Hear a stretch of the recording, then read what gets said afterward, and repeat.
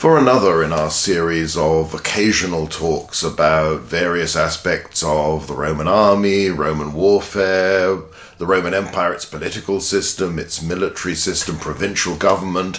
I thought I'd revive a talk I did quite a few years ago about the wives of senior officers, primarily of senatorial and equestrian level, and the place they had within the Roman military community. We have a great tendency when we look at Roman army forts that obviously the military function jumps out at us. We see the walls, we see the towers, and as I've pointed out elsewhere, the key thing you actually see in any of these bases under the Principate in the 1st to 3rd centuries AD is lots and lots of living space. There are lots of barracks, there are granaries, storerooms, the Principia, the headquarters building, but there's also, in a fort of any size at all, the Praetorium, the commander's house, a large courtyard house comparable to a pretty respectable dwelling in a city like Pompeii or Herculaneum. In fact, the houses allocated to the commander of a legion are at least as big, if not bigger, than the grandest houses in an Italian town like that. So these are substantial dwellings modelled on that Mediterranean style. And sometimes we forget about them, or we just assume this is a world of soldiers, and because we call them forts and fortresses, we tend to emphasize the military function. We forget that this is not, as a rule, where the Roman army planned to fight or operate. This is where the Roman army lived while it was waiting to go on campaign, a wait that might in some cases be one of years. It was more of a depot, and it's where, we guess, people trained. We're not entirely sure how the system of training new recruits of the Roman army worked and whether it happened collectively somewhere. There's no evidence for that, but it's a possibility, or whether each unit took on the training of each batch of new recruits.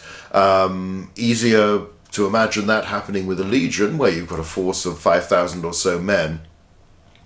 But an auxiliary unit of 500 or so, would they also do their own training, or would the auxiliary cohorts or the ally of one particular province or one region, would they have somewhere where they'd train all the recruits collectively and then send them out to the units?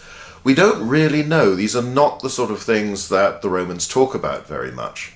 In fact, there's an awful lot about daily life, routine, the way the army functioned, the way promotions functioned, the way outposting, assignment of duties, all of this that was simply assumed.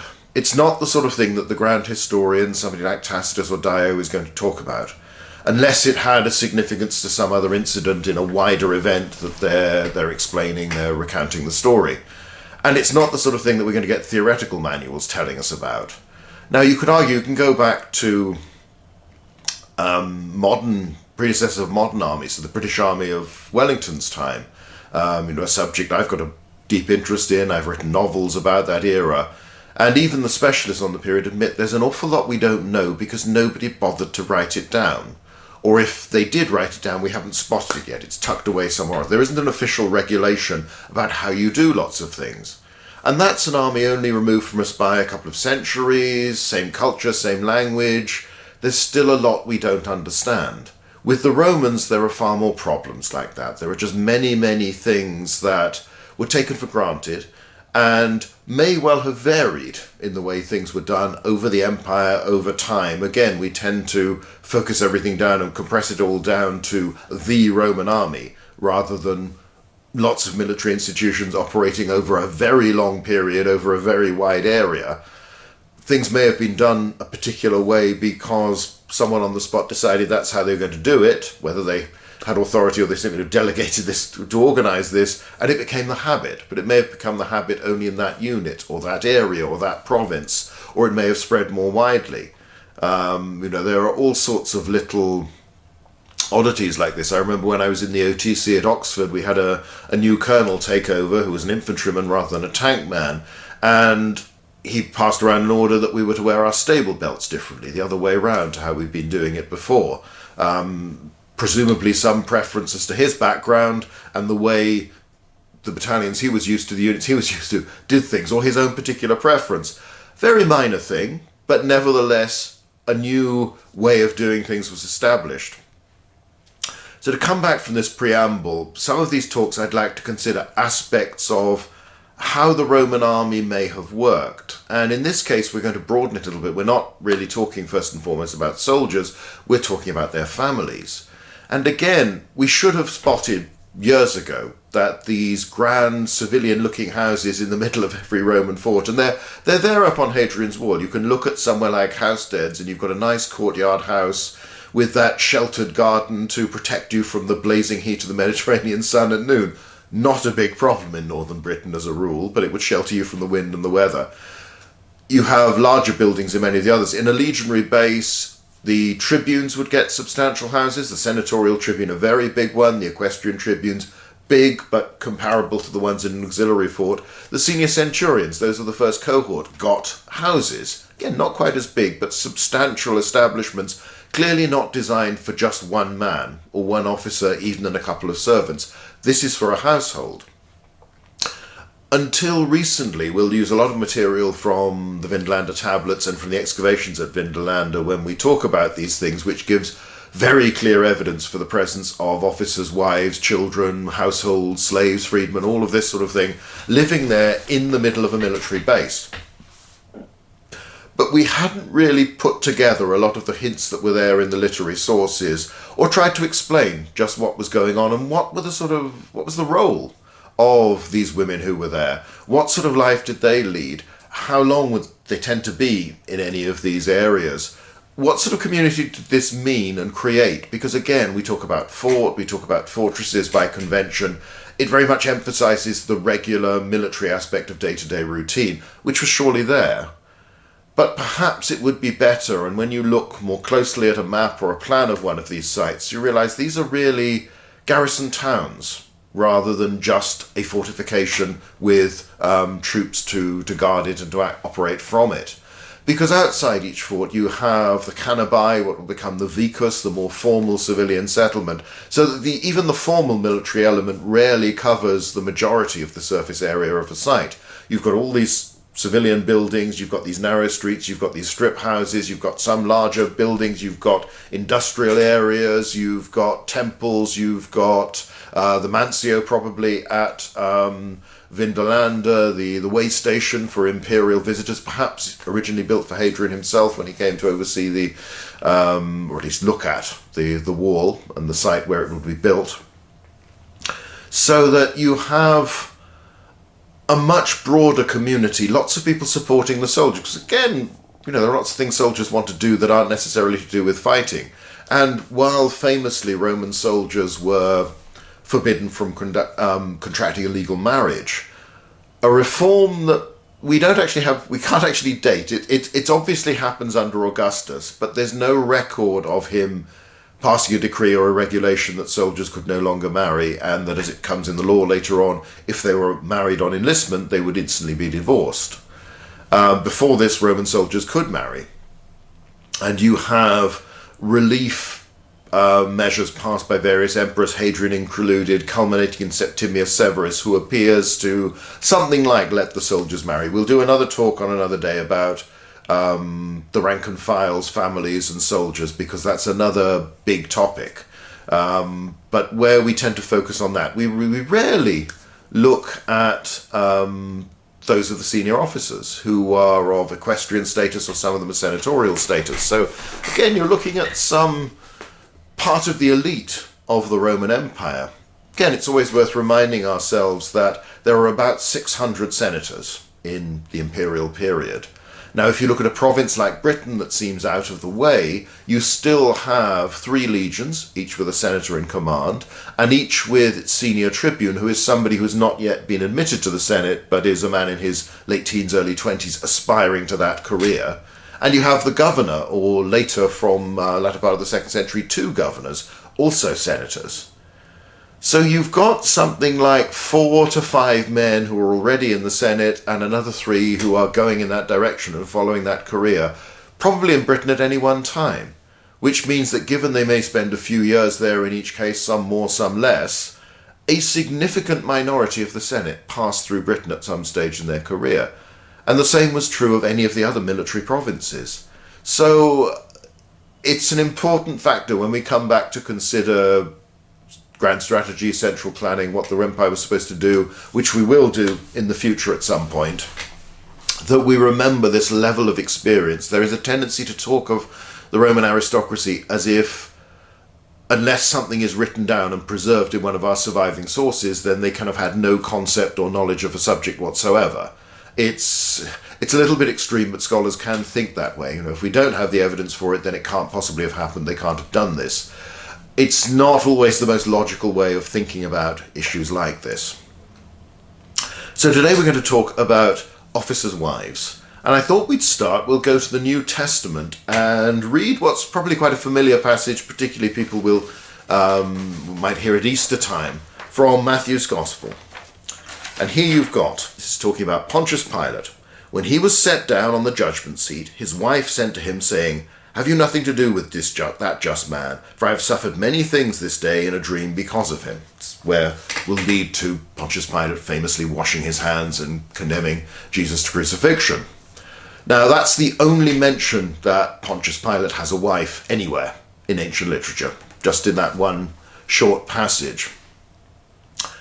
That's not really surprising. We know very little about equestrian governors. Remember, Pontius Pilate isn't a senator. He's an equestrian. He's from that tier down of the Roman aristocracy. And whereas there are 600 or so senators, 900 at the start of Augustus's reign, there are tens of thousands of equestrians dotted around the empire. The number will grow. You know, there's Gardes in Spain was supposed to have just 1,000 equestrians in that one city.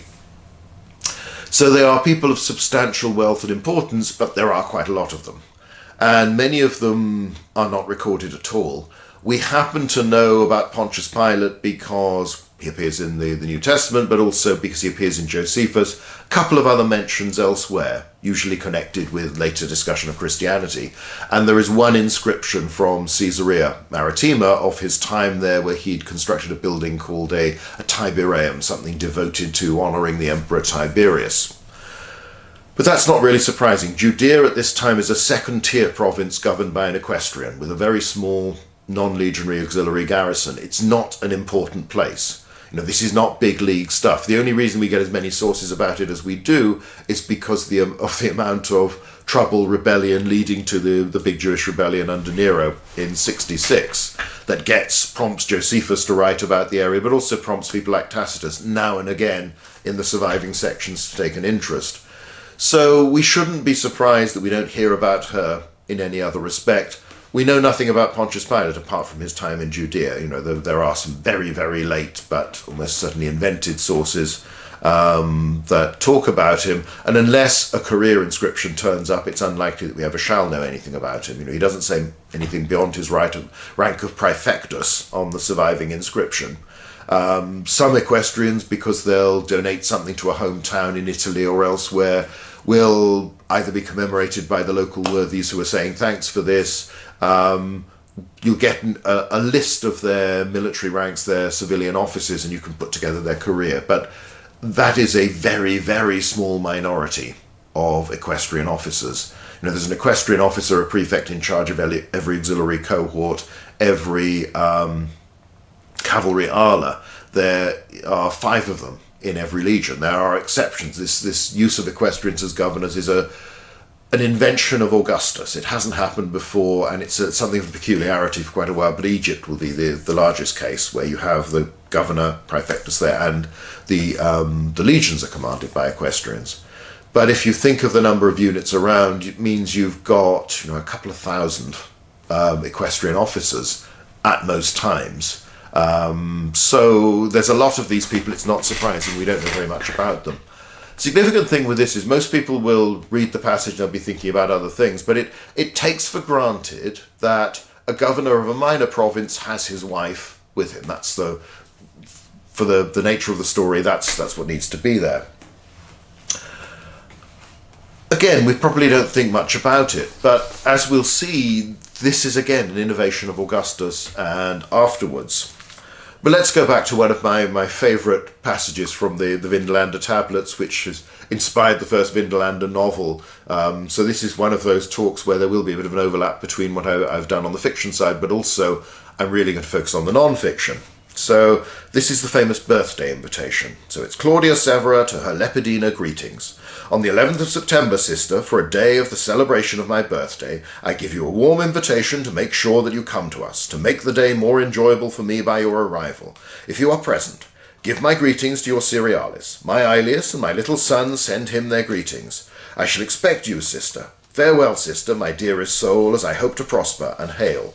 Back first hand Sulpicia Lepidina, wife of Cerealis, from Severa, where it notes their second hand in the thing. The handwriting is different, and it's quite possible that I shall expect you, sister, farewell, sister, my dearest soul, as I hope to prosper and hail, was written by Claudia Severa herself, rather than a scribe, a slave or freed attendant who's writing it for her, and clearly the handwriting of the other bit is. It's a marvellous little passage because it's so very, very ordinary.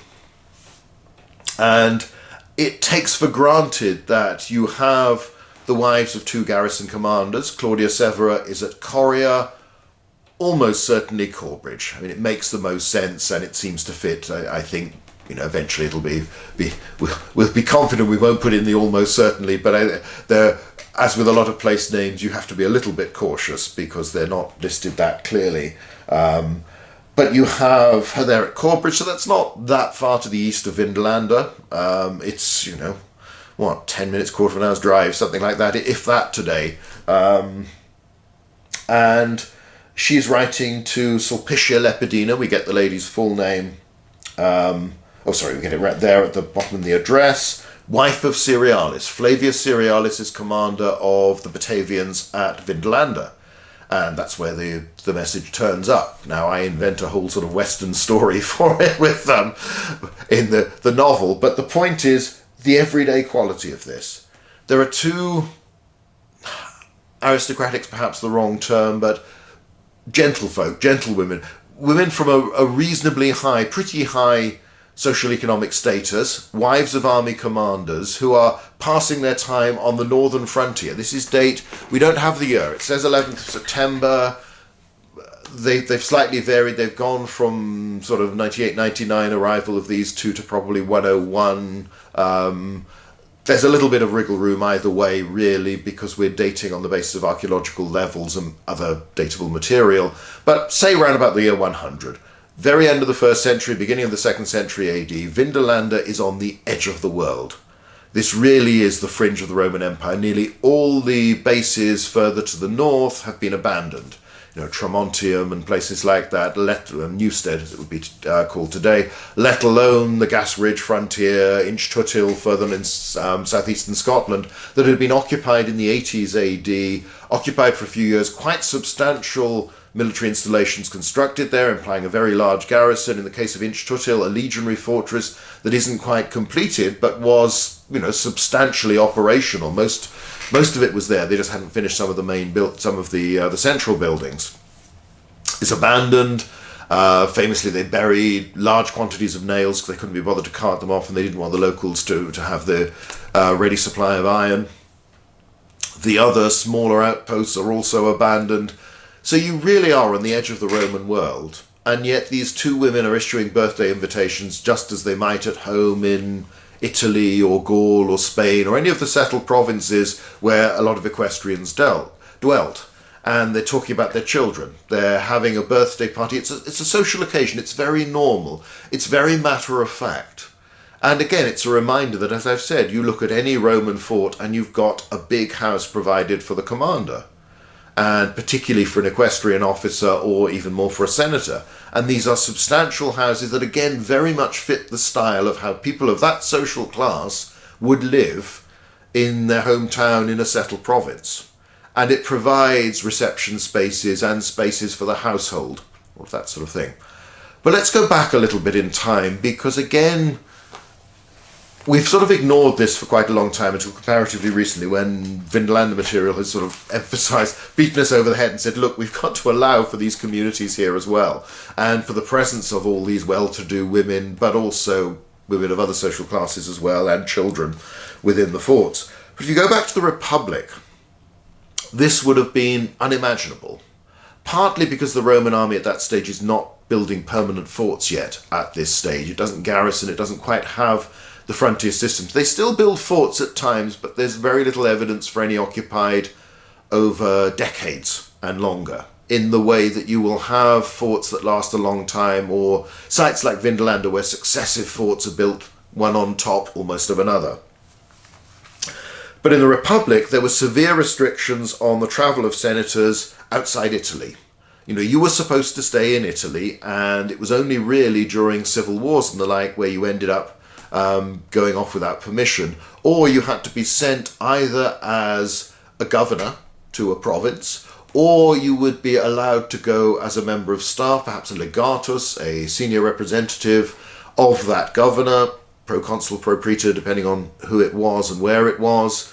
And you might also go as a contubernalis, a tent companion, a friend. Governors were allowed to take friends with them, and they often chose their own legati and appointed them from their family, their connections, their friends, sometimes choosing people with experience in the area or military experience. We'll look in more detail at this one of the future lectures when we come to look at Cicero and Cilicia.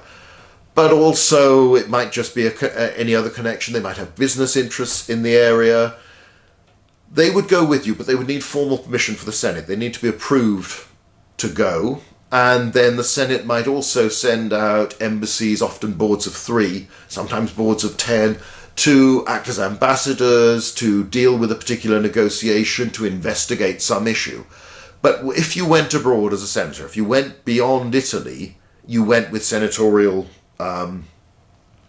permission and instructions. You didn't just wander off when you felt like it. You couldn't just go on holiday. When you were younger, before you were in the Senate, you could go east to study and to learn oratory and all this sort of thing. But again, apart from unofficial business, the Roman aristocracy, particularly the senatorial elite, doesn't travel so very much.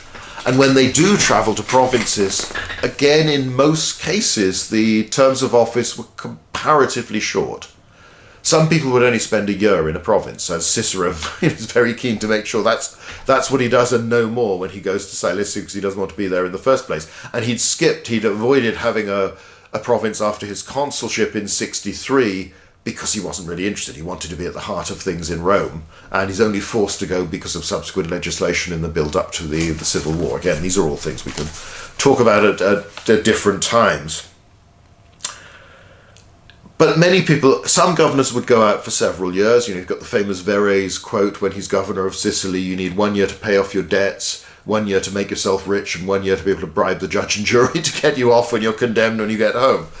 So, you know, 3 years wasn't uncommon, but again, it was variable. And there weren't quite so many postings that the more formal structure and the greater number of provinces of the imperial period would create. When the men travelled, the women did not. They didn't travel to study abroad like men. There's no evidence for that. And wives didn't accompany husbands when husbands went to provinces. You know, this is made abundantly clear. It's not even something the Romans seem to consider or think about. So as a reminder, let's look at the case of Julius Caesar. He marries Calpurnia, you know, remember her from the Shakespeare play. That's announced in April or May 59 BC, during Caesar's consulship. Caesar departs for his province in late March, early April 58 BC. We don't quite know when the wedding was actually held, how long they've been married. There's absolutely no evidence that Calpurnia ever visited the province, even though Cisalpine Gaul, which is one of the provinces that's been tacked together for Caesar, is relatively close. Caesar didn't return to Rome until 1st of April 49 BC. So this comes as an aside, it comes into the debate about the paternity of Caesarion, the child that Cleopatra claims is Caesar's. Some scholars used to say, well, you know, maybe Caesar just couldn't have children because he's married to Calpurnia for so long and doesn't have any. Well, yeah, but if they're in different countries, what do you expect? You can write the nicest letter in the world, but nothing's going to happen. Again, it's not normal. Caesar as governor cannot leave his province and go back to Italy without laying down power. This is the whole basis of the start of the Civil War. Calpurnia, no one expects her to go even that relatively short distance to northern Italy. So, again, it's the Pontius Pilate assumption that Matthew, when writing the Gospel, assumes that everybody is going to accept the fact that the Roman prefect in Jerusalem might well have his wife there, and that's not a big issue. This would be something completely unimaginable for people in the Republican period. So you have a change starts in the civil wars of the 1st century BC under those peculiar conditions, because obviously life is a lot more dangerous, and there are people leaving Italy because they're afraid of being killed by their enemies or people who are after their money, and therefore going into voluntary exile or joining another side. And the earliest wife to accompany or follow a husband overseas was Sulla's wife, Caecilia Metella, who was with him in Athens in 86 BC. Now you could argue that stage he's just pretending to be one governor, he's taken the war against Mithridates, but in 88 BC he seized power in Rome by force, led his legions against the city. He might well have thought that leaving his wife behind is a bad idea, and as it turns out, the city is occupied in 87 by Marius and his partisans. Marius dies within a few days of that, but it's fairly brutal at that stage and will escalate as the civil war gets nastier and nastier. But we hear of her there. That's the first case of any governor's wife being noted as being physically present with him in his province. Then again, if we go to the civil war between Caesar and Pompey, you've got Cornelia, wife of Pompey, widow of Publius Crassus, the son of Crassus who was killed at the Battle of Carrhae. She went to the east with Pompey in 49-48 BC when Pompey evacuates Italy, and having sort of, they've basically built up the tension, each thinking the other side's going to back down in the build up to the civil war. Caesar hasn't backed down, and suddenly Pompey thinks, oh, I need to get out of here. So Cornelia accompanies her husband, or at least goes abroad with him. There's no evidence whatsoever that she's present with him during the campaign at Dyrrhachium or at Pharsalus, but herself, her younger stepson Sextus, they travelled to Lesbos and then to Egypt with Pompey, so she was there tragically to witness Pompey being killed by Ptolemy XIII's men.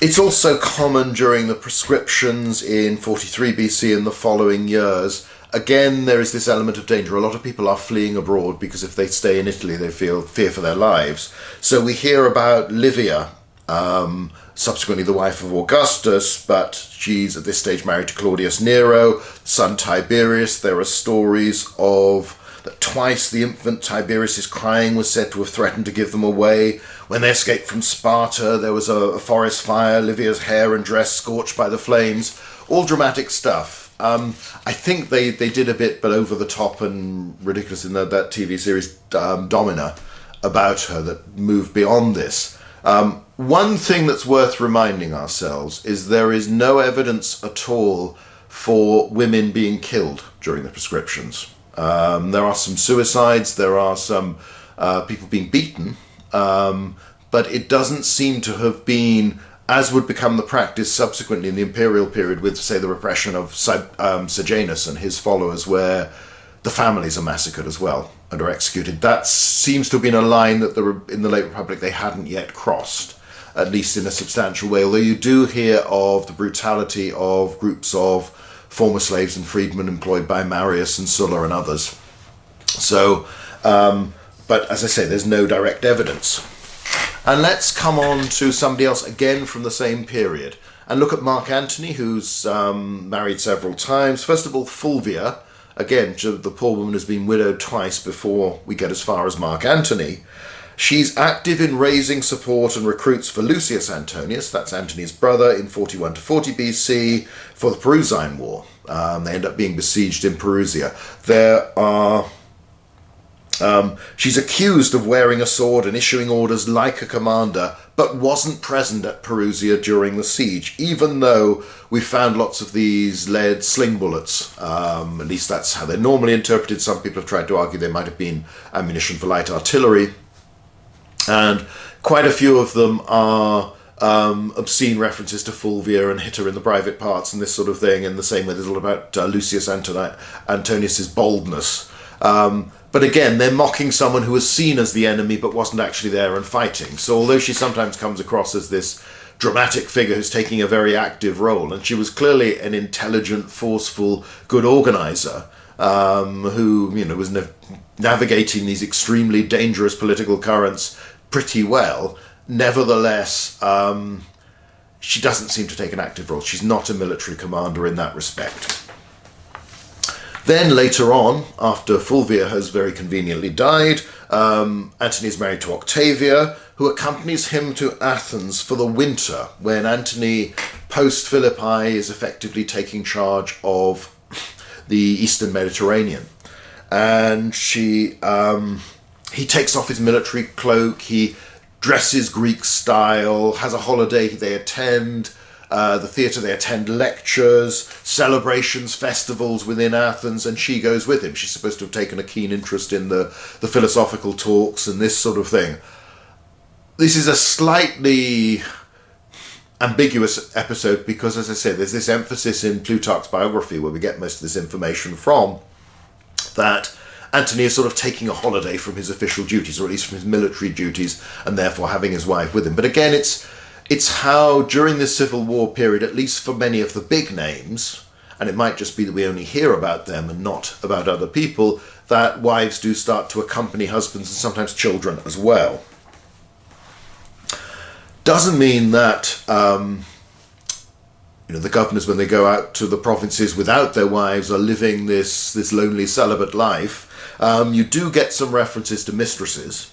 So, for instance, there are lots of accusations against Verres, the corrupt governor of Sicily, that Cicero famously prosecutes, and it's one of the major staging points of his career, the Verrine orations, because even though he doesn't actually get to deliver more than the first one, because Verres flees off to Marseille with all his movable plunder, nevertheless Cicero publishes them, and they're a very, this great demolition of Verres' pretty flimsy defence. And they're important contributions as well to how Romans are starting to consider how provincials should be treated and how governors should behave.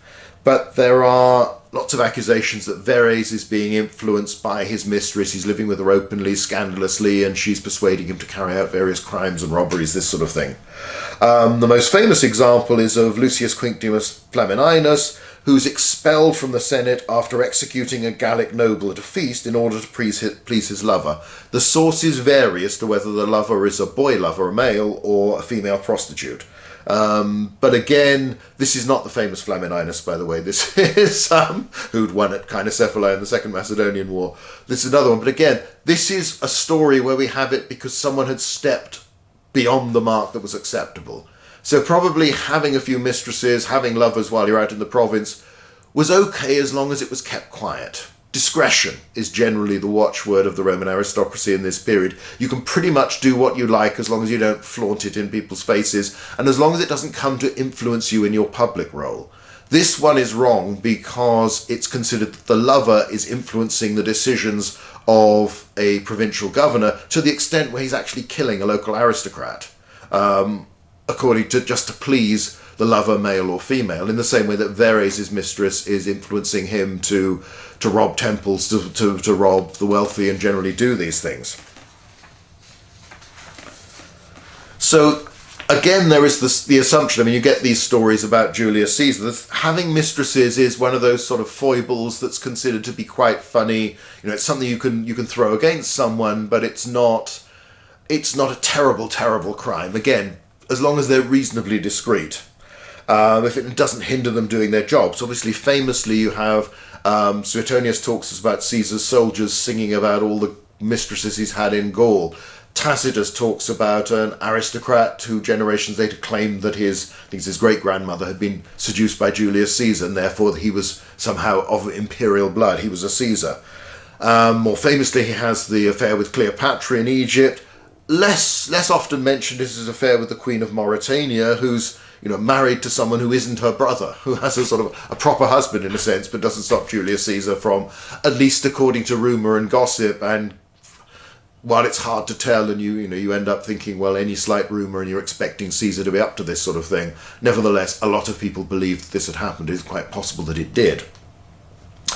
Mark Antony, when he goes to the east, has an affair with Glaphyra, and later with Cleopatra. Now these are presented, particularly Cleopatra, as weakening him in the propaganda that the man who will become Augustus will generate.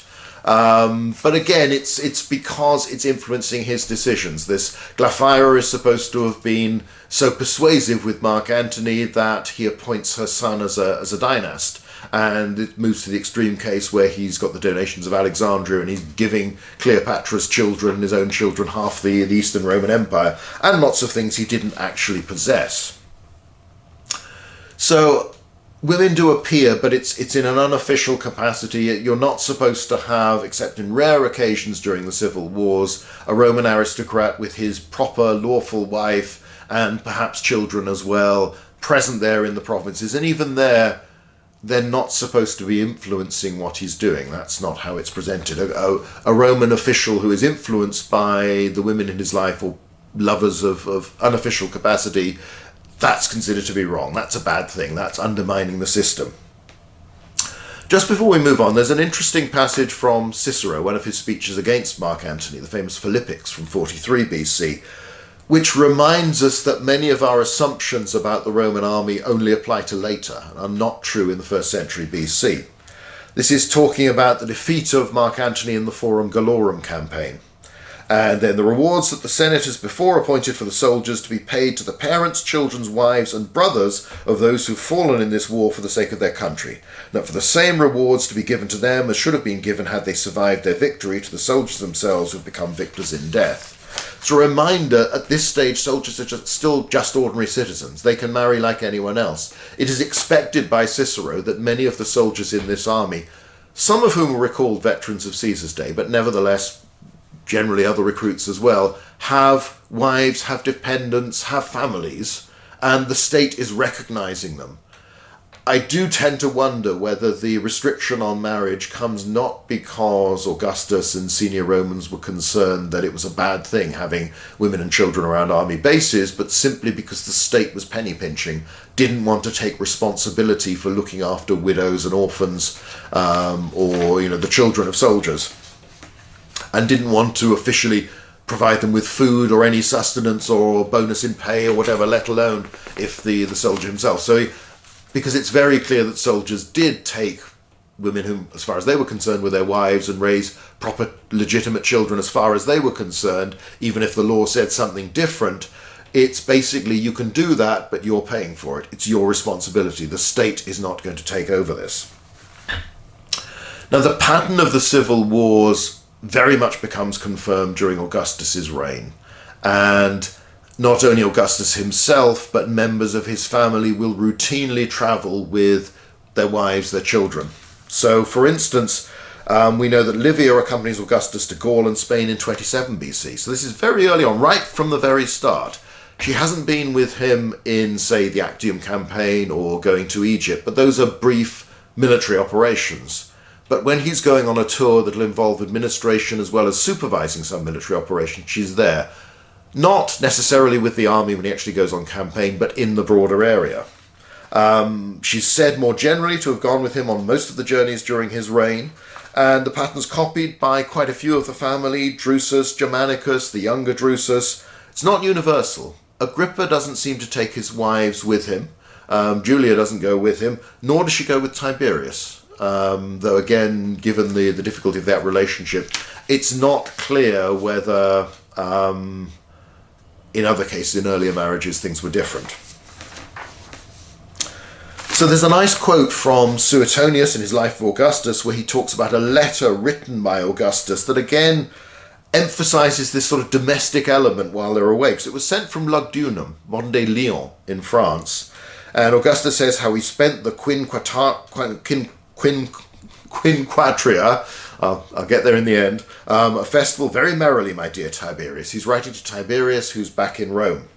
For we played all day long and kept the gaming board warm. Your brother, that's Drusus, made a great outcry about his luck, but after all did not come out so far behind in the long run. For after losing heavily, unexpectedly, and little by little got back a good deal. For my part, I lost 20,000 sesterces, but because I was extravagantly generous in my play, as usual.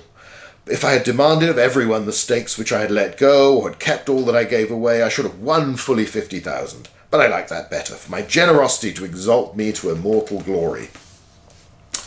So let's think about the governors and their role in all this. And again, this reminder that in army bases they get from early on, even from Augustan period forts, you start to see the praetorium, the commander's house, there as a standard thing. You know, the pattern, there is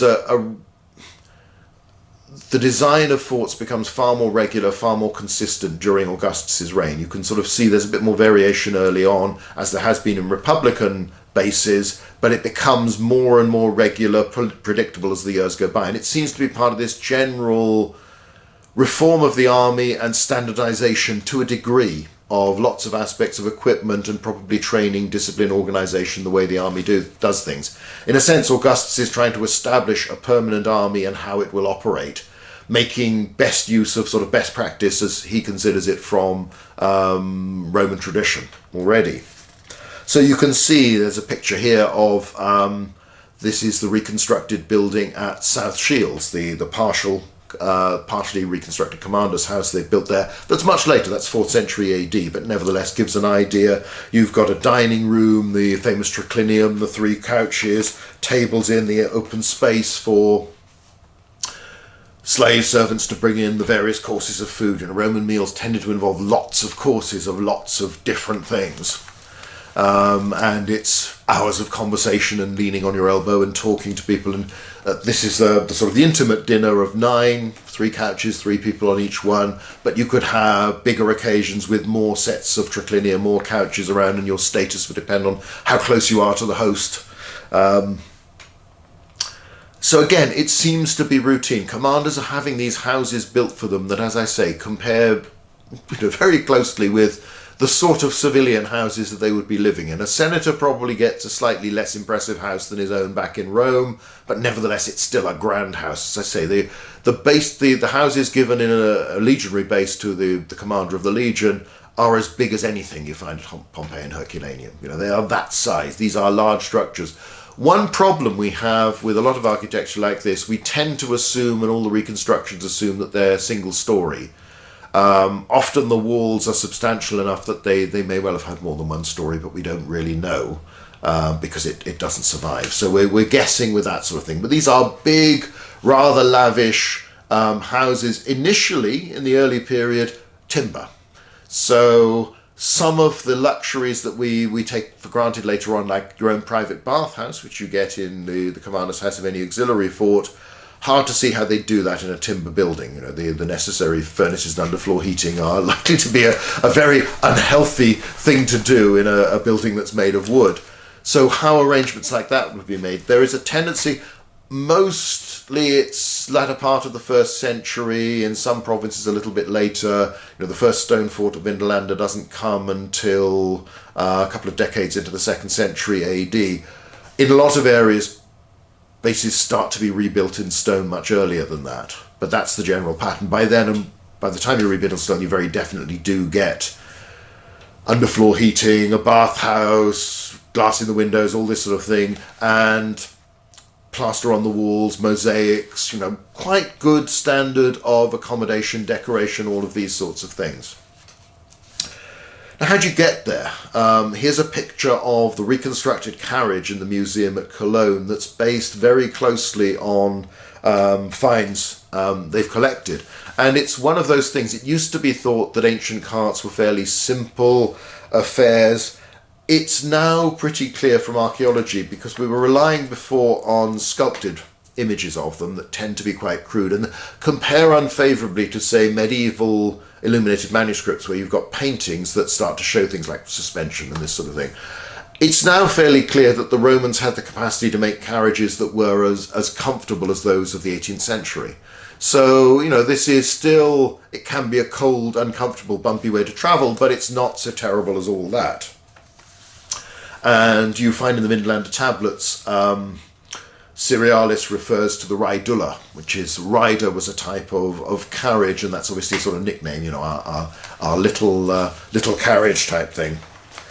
But it could involve a lot of travelling to get to your provinces, depending on where you were stationed in the empire. Obviously, some regions are easier to reach than others. Some you can travel substantially by sea. You have not just the imperial provinces with the military bases, which we're mainly looking at today, but you also have the senatorial provinces with little or no garrison, where you're still sending out proconsuls as a rule, sometimes, often former praetors, but they're sent out, and depending on the prestige of the province, and they're doing, at least in theory, just what a republican governor would have done, and they are their own boss, they have their own imperium, this sort of thing, rather than the delegated imperium of a legatus. A legatus, who governs the military provinces, is a direct representative of the emperor and his subordinate, and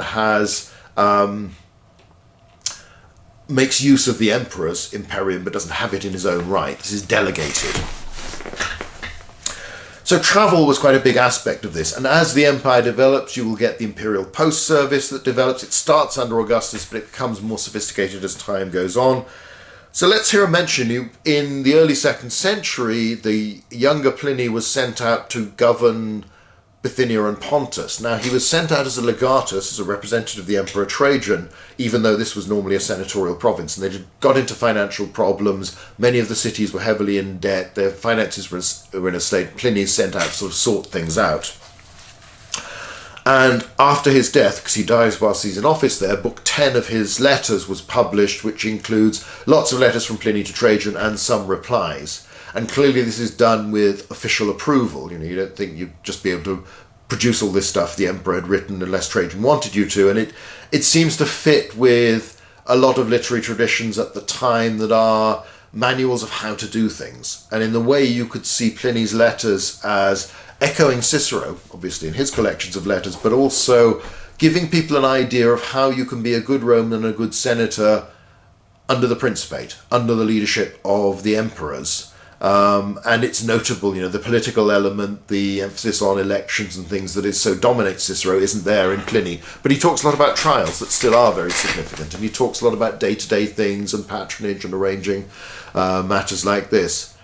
His discussion of his time in Bithynia is particularly interesting. It's particularly revealing as to how governors were expected to behave and the sort of problems that were brought to them. In the Conquered and the Proud series, we'll do quite a lot on Pliny when we get to imperial governorship, and we'll compare and contrast his tenure in Bithynia with Cicero's in Cilicia. But again, there's an interesting thing, because near the end, he suddenly mentions that his wife's been with him all the time. It's simply been taken for granted before, and he hasn't bothered to do this. He says, "Up to now, sir, I have made it a fixed rule not to issue a permit to use the imperial post unless someone is travelling on your service, but I have been just obliged to make an exception. My wife had news of her grandfather's death and was anxious to visit her aunt. I thought that it would be unreasonable to deny her a permit when promptitude means much in performing a duty of this kind, and I felt sure that you would approve the journey made for family reasons." And Trajan's reply is, "You are quite right, my dear Pliny, to feel confident of my response." Again, these two letters are the only time Pliny mentions that his wife was there. I mean, she's obviously left him at this point. He's 3 years in his tenure at Bithynia and will die out there. So it's similar to where, if we just get that single appearance of Pontius Pilate's wife, we wouldn't expect the sources to mention the governor's wife, but it is pretty clear that a lot of them did accompany their husbands, and that sometimes the children would as well. Now, most Roman governors of provinces, you'll probably you'll be a senior, if you're a senator, you'll be a senior tribune somewhere between 18, 22, 23, that sort of age, late teens, early 20s. You can expect to command a legion early 30s, and that might involve in some of the single legion provinces like Judea post 73, in being governor of the province as well. You combine the two roles because it doesn't require a bigger garrison than that.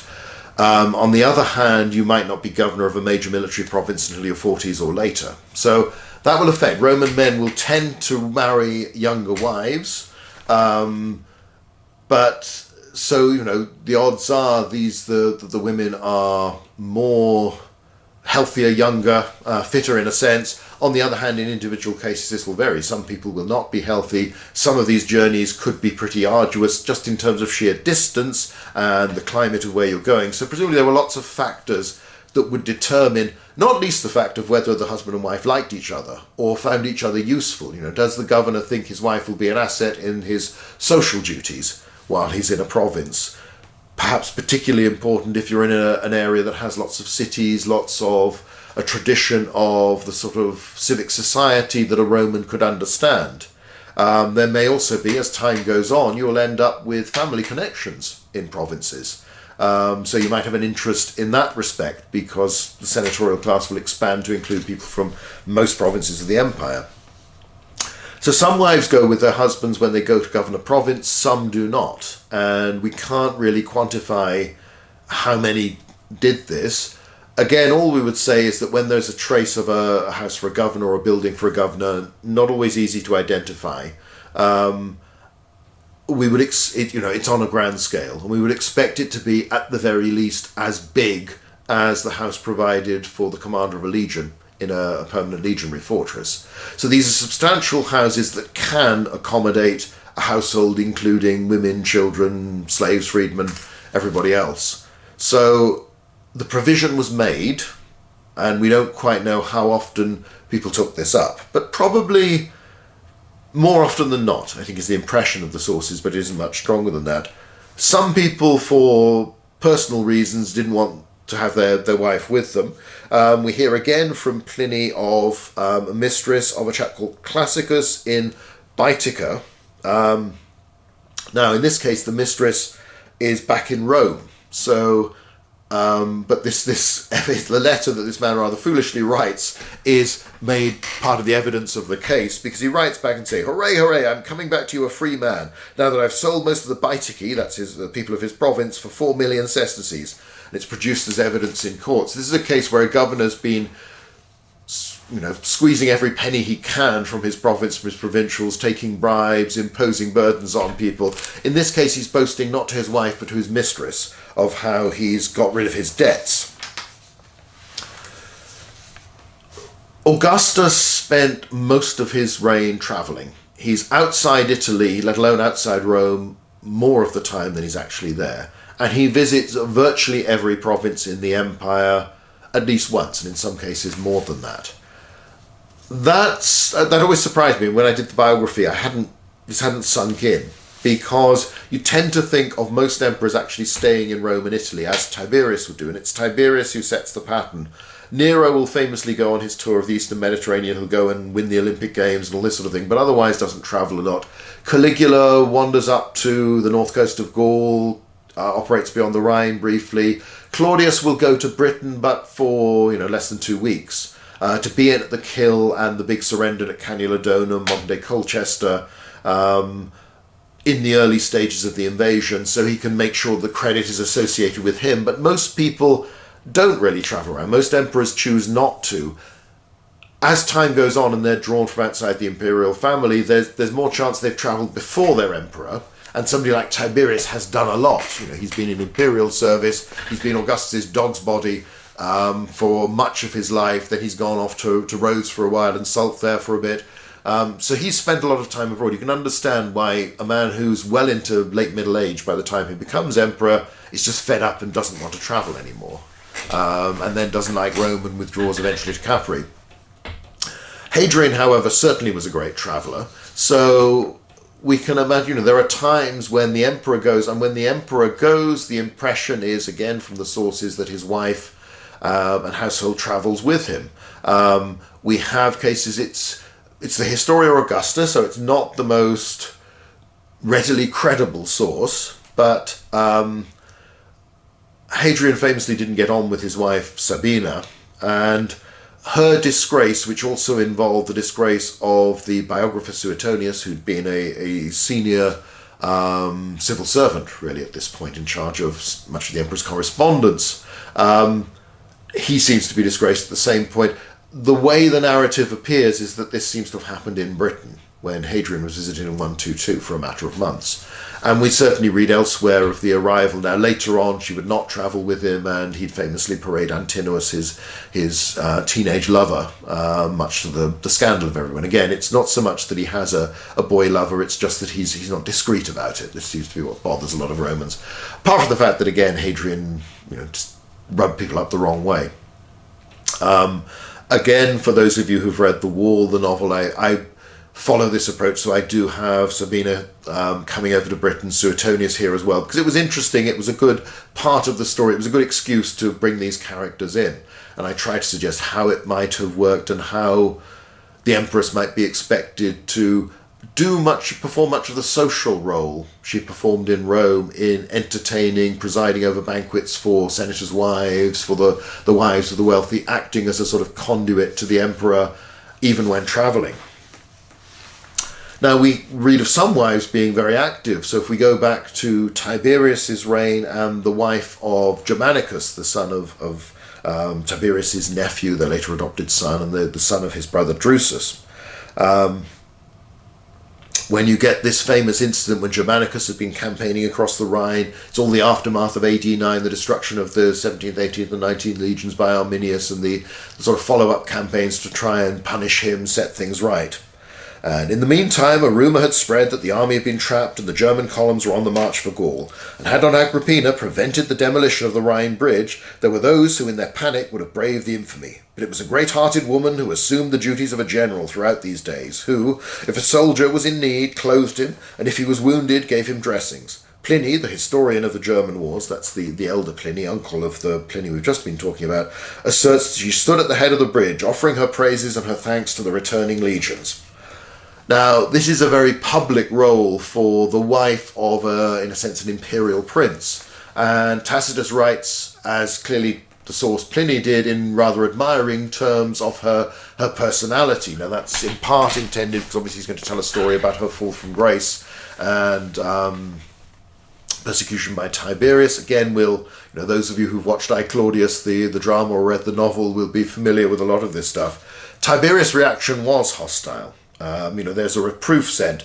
Commanding officers had a sinecure nowadays, when a woman visited the maniples, approached the standards, and took in hand to bestow largesses, as though it were not enough to curry favour by parading the general's son in the habit of a common soldier, with the request that she should be called Caesar Caligula. Caligae were the boots, the hobnail boots that soldiers wore, so it's little boots, as we of course know. Already Agrippina counted for more with the armies than any general or generalissimo, and a woman had suppressed a mutiny which the imperial name had failed to check. Because there's the story told by Tacitus that when the Rhine legions are mutinying, they want to make Germanicus emperor and he refuses, they want to overthrow Tiberius, they want goodness knows what. It's more lots of fed up soldiers who are bored and panicked and don't know how the world will be, because we know that Augustus' death will be followed by the rule of emperors for centuries, but this was all new. People weren't sure at that time.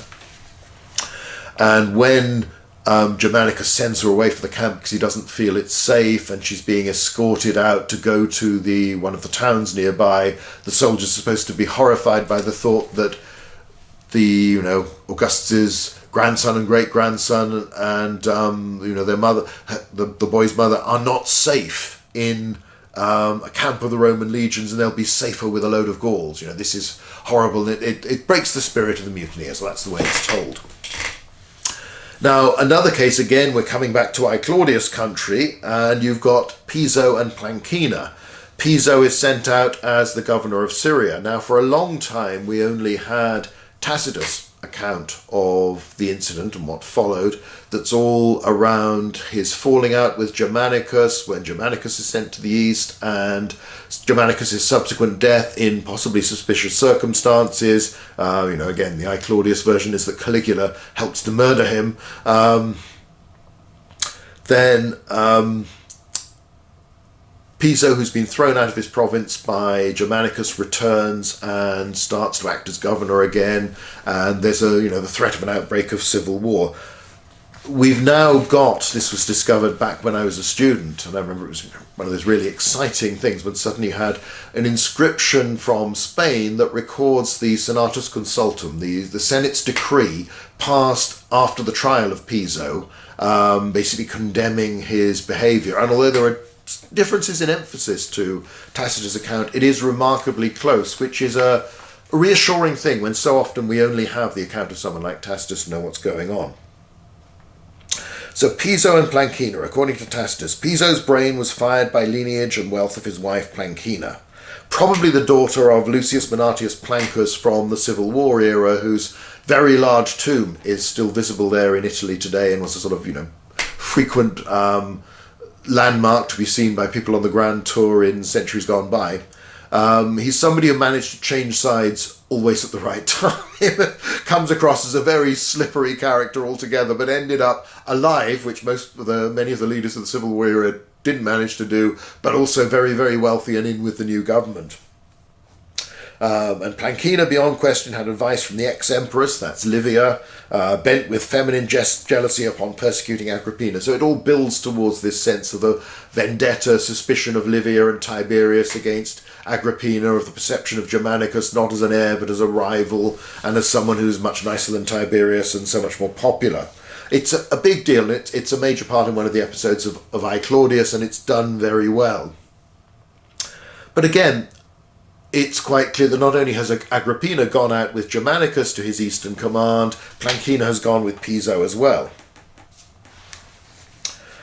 And the moment Piso, reached Syria and the legions by bounties and by bribery, by attentions to the humblest private, by dismissals of the veteran centurions and the stricter commanding officers, whom he replaced by dependents of his own or by men of the worst character, by permitting indolence in the camp, license in the towns, and in the country a vagrant and riotous soldiery, he carried corruption to such a pitch that in the language of the rabble he was known as Father of the Legions.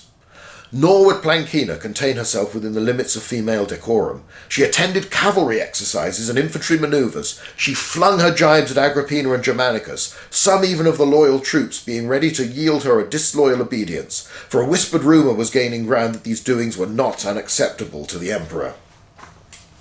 So this is at the stage when Germanicus is still alive, Piso is governing Syria, but is asserting his independence at every stage. There's friction between the two. I mean, clearly the two people and their families don't like each other, and it only gets worse and worse from that.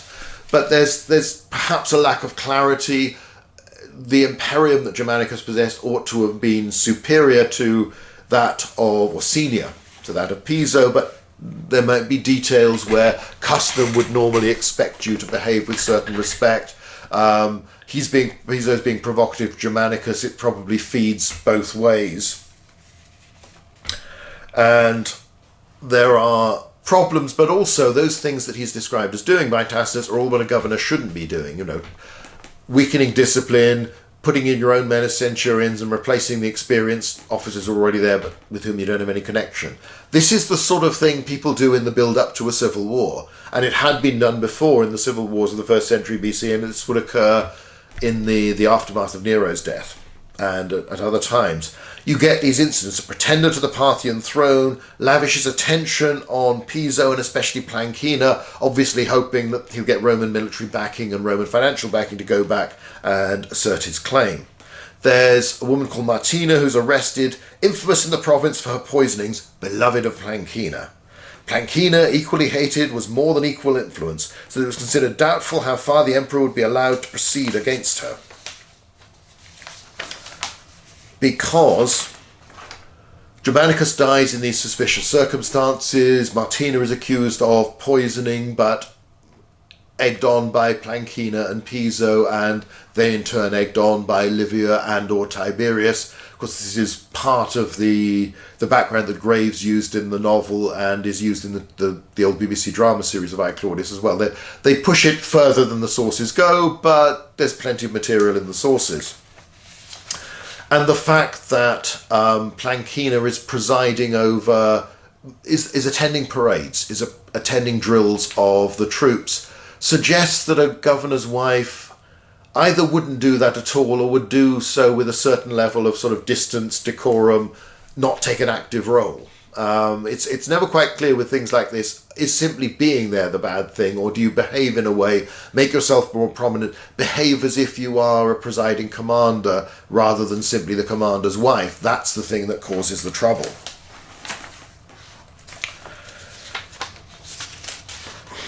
So as a result of this, you end up with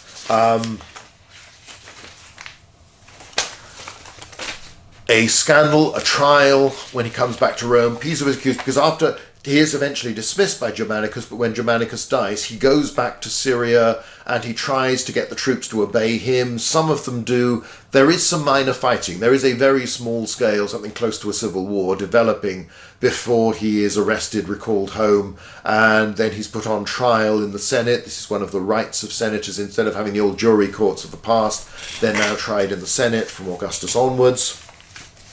From latter part of Augustus' reign anyway.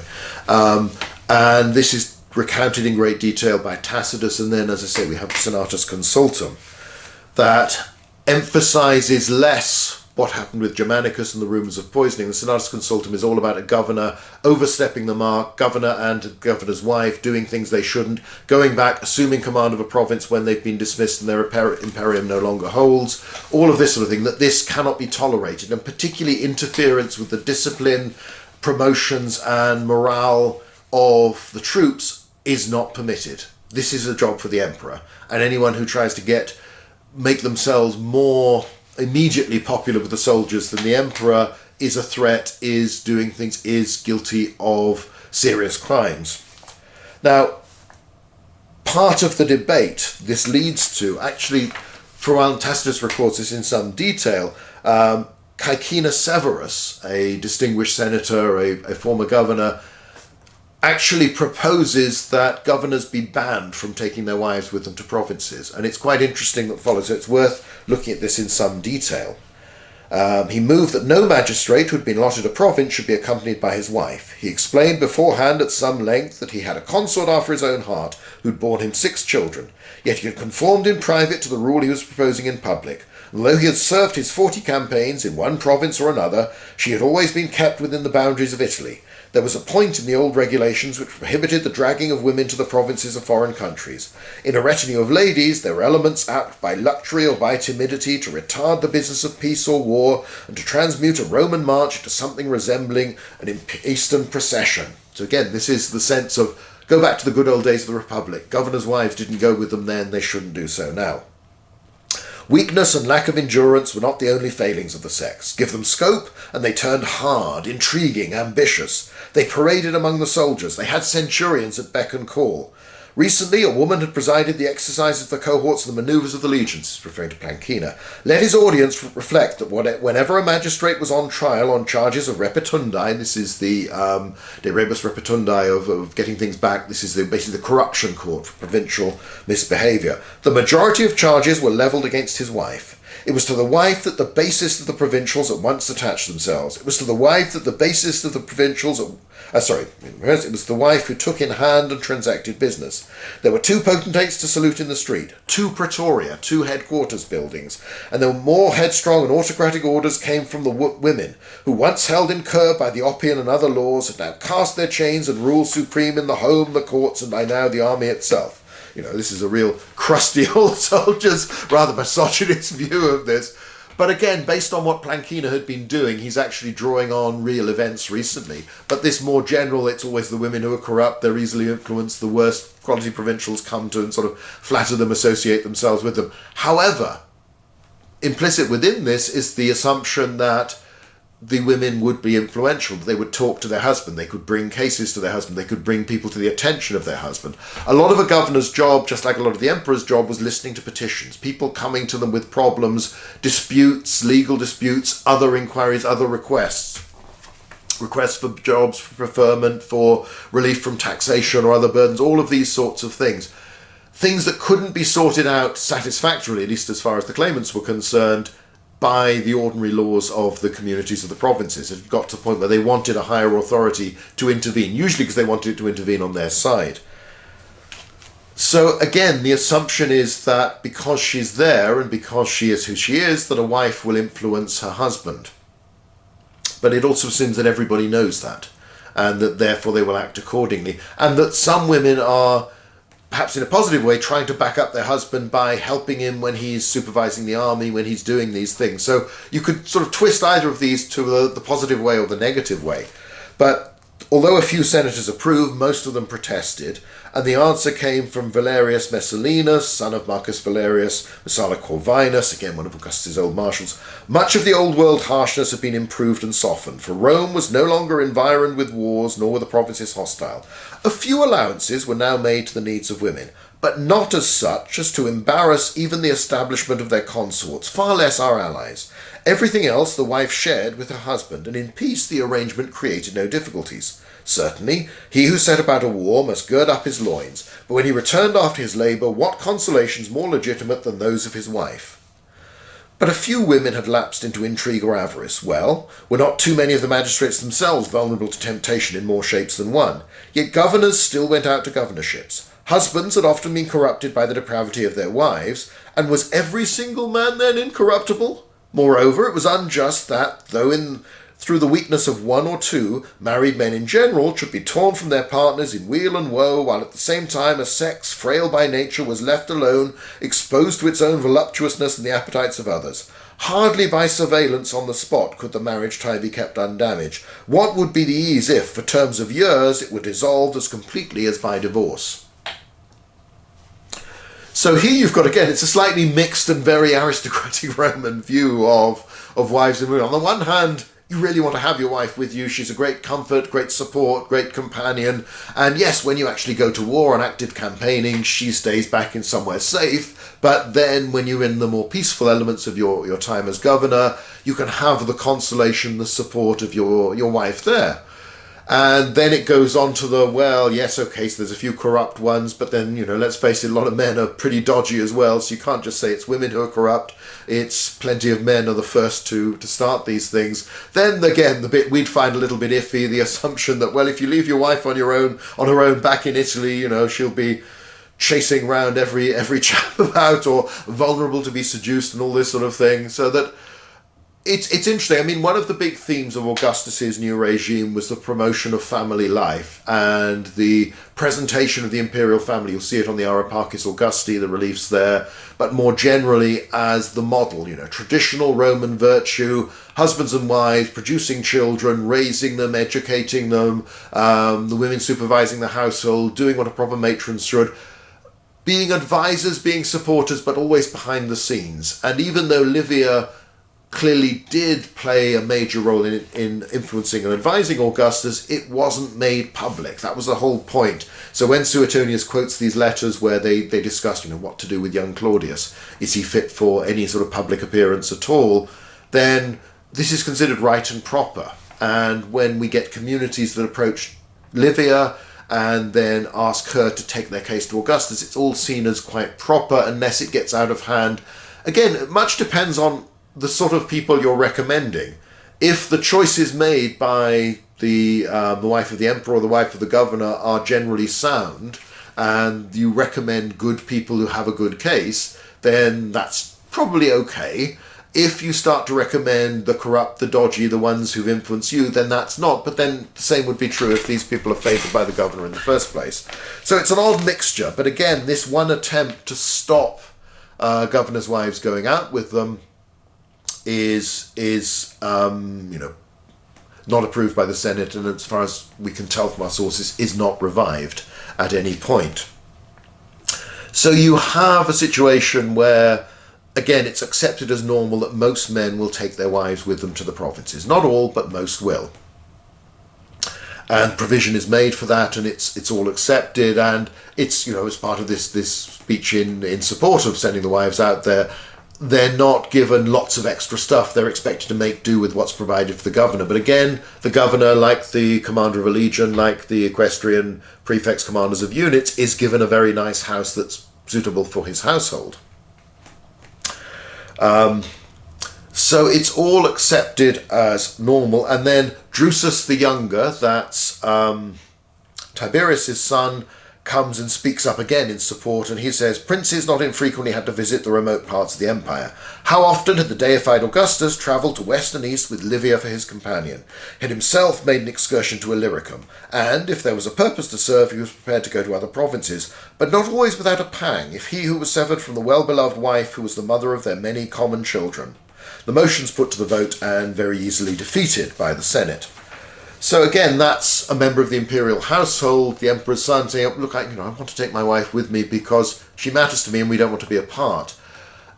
Again, we will tend to emphasize when we look at the political nature of marriage amongst the Roman elite, of arranged marriages, of politically useful, and how easy divorce was and how readily, particularly under the later Republic, people like Caesar did divorce their wives. Pompey the same. Just because it's arranged that way, it's done in less of a romantic environment of the sort we would assume, it doesn't mean that these human beings weren't necessarily close, and that some of them weren't deeply in love and felt they needed each other and didn't want to be apart. So you can get some who are probably quite glad when hundreds or possibly even 1,000 miles or more would separate them for a few years while the husband went off to govern somewhere. Plenty of others didn't want to be apart, or were also, again, it's considered, in a sense, part of what being a senator or being a member of the imperial family, part of your duties, has a major role for your wife and for your children. So again, it comes back to the provision of these grand houses for them, and the assumption that governors would certainly take their wives, equestrian officers, this seems to be the case from very early on, judging from the houses provided for them. Again, the best evidence we have from it comes from the Vindolanda writing tablets. There are hints elsewhere, but it's Vindolanda that actually gives us an idea of the sort of social life and environment of women on the frontiers. So here we've got another one, again from Claudia Severa to Sulpicia Lepidina. Greetings. Just as I had spoken with you, sister, and promised that I would ask Brocchus and would come to you, I asked him, and he gave me the following reply, that it was always readily permitted to me, together with, to come to you in whatever way I can, for there are certain essential things which you will receive my letters by which you will know that I am going to do. There are breaks in this where they haven't been able to decipher the full text. I'll remain at Briga. Greet your Cerealis from me, and again, in her own hand, very probably, farewell, my sister, my dearest, my most longed-for soul. Then Sulpicia Lepidina, wife of Cerealis, from Severa, wife of Brocchus. In this case, Claudia Severa seems to have been talking about coming to visit Sulpicia Lepidina, but although the text isn't complete, the impression is she couldn't quite get there. Yes, her husband says fine, but something got in the way, whether bad weather, problems with transport, perhaps. Do they need an escort when this is going on? It would seem likely that at least somebody would be present, at the very least, some burly freedmen or slaves, but perhaps soldiers as well, because after all, these are prestigious and important people, and this is a frontier area, though how dangerous is hard to tell, but that might vary depending on the time of year. There certainly are hints of danger, of bandits, of deserters and the like, in the tablets, though again, it's hints. There's not something people are talking about all the time. But you have the, again, the impression of a thriving social life. Now, had these two women known each other before it ended up that their husbands had postings adjacent to each other or very close together? Were they friends made? I'm sure if you look at whether it was Foreign Office, Foreign Service, diplomatic families that go out with their spouses to various embassies in different countries, and even more army wives and forces, families that move from base to base and get used to the idea of setting up home somewhere new and settling in, making it all work, making friends, being part of the social life, and then moving on and doing it again and again. So you get used to making friends quickly, but there may also be connections that were renewed at various times. Here's from another letter, in this case written to Cerealis, so Sulpicia Lepidina's wife. Caris to Cerealis, greetings. Brigonius had asked me, sir, to commend him to you. Therefore I ask, sir, that if he has requested anything from you, you agree to give him your approval. I ask that you should think it appropriate to commend him to Annius Equester, centurion responsible for the region. That's a centuria regionarius that the rank, the posting I've used in my, for Ferox and others in my Vindolanda stories, at Luguvalium, Carlisle. By doing this, you'll place me in your debt, both in his name and in mine. I hope that you're having the best of fortune and are well. Farewell, brother, to Cerealis the prefect. Now, I've included this because obviously it doesn't mention any of the women, but it shows how an equestrian commander is part of the social life and the exchange of favours that made the Roman world work. the commonest form of surviving literature from the ancient world is the letter of recommendation. And it's still very much tradition in the Mediterranean world today that if you have, a friend will recommend you to their friends in an area, and they're expected to welcome you and be hospitable, but also you are expected to behave in a way appropriate to bring sort of honour, proper behaviour for the friend in question. So it's a normal part. This is how the Greco-Roman world works. And here you have an equestrian commander being asked to influence a centurion, so somebody subordinate to him, they're not necessarily under his command, but write to him and ask him, well, a friend of a friend is coming to you, would you look favourably upon what he's doing? The reason I quote that is because there's another letter where you have this one written by a woman called Vallata, and this is written to Cerealis. Greetings. I ask my lord that you relax your severity, and through Lepidina, your wife, that you grant me what I ask. So she's probably a woman, judging from the name, and it's the only surviving letter so far written to Cerealis by a woman.